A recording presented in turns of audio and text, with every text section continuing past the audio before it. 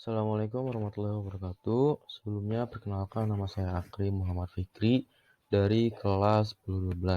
Pada kesempatan kali ini saya akan membahas salah satu materi yang ada di mata pelajaran Bahasa Indonesia pada bab pertama, yaitu teks laporan hasil observasi.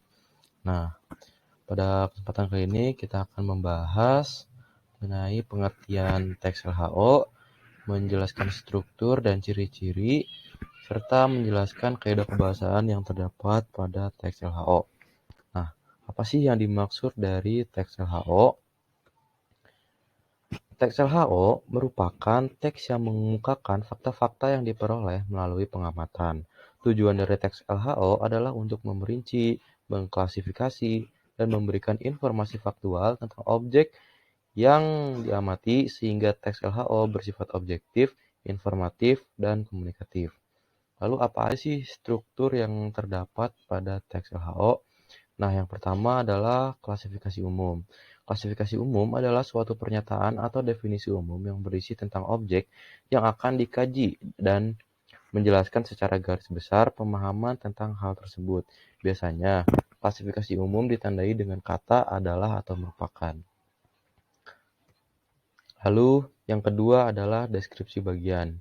Deskripsi bagian adalah suatu bagian yang menjelaskan detail atau keseluruhan mengenai objek atau bagian-bagiannya atau perincian bagian-bagian hal yang dilaporkan. Biasanya deskripsi bagian memiliki ciri yaitu selain itu, di samping itu, dan lain-lain. Lalu yang terakhir adalah deskripsi manfaat. Dapat dilihat dari namanya, deskripsi manfaat biasanya berisi kelebihan, kegunaan, dan manfaat dari objek yang diteliti. Lalu kita masuk ke ciri-ciri. Dari yang telah saya cari, ciri-ciri dari teks LHO adalah yang pertama, isi yang dibahas biasanya berupa ilmu tentang suatu objek. Lalu yang kedua, objek yang dibahas bersifat sangat umum. Yang ketiga, bertujuan menjelaskan sesuatu dari sudut pandang ilmu pengetahuan. Dan yang terakhir adalah objek yang diobservasi dijelaskan secara sistematis dan terperinci. Lalu kaidah-kaidah kebahasaan yang terdapat pada teks LHO. Yang pertama adalah kalimat definisi. Nah, kalimat definisi adalah rangkaian kalimat yang memberikan penjelasan serta batasan dari suatu istilah. Lalu yang kedua adalah kalimat deskripsi. Kalimat deskripsi adalah kalimat yang menggambarkan sifat-sifat atau ciri khusus dari suatu benda atau objek yang diteliti.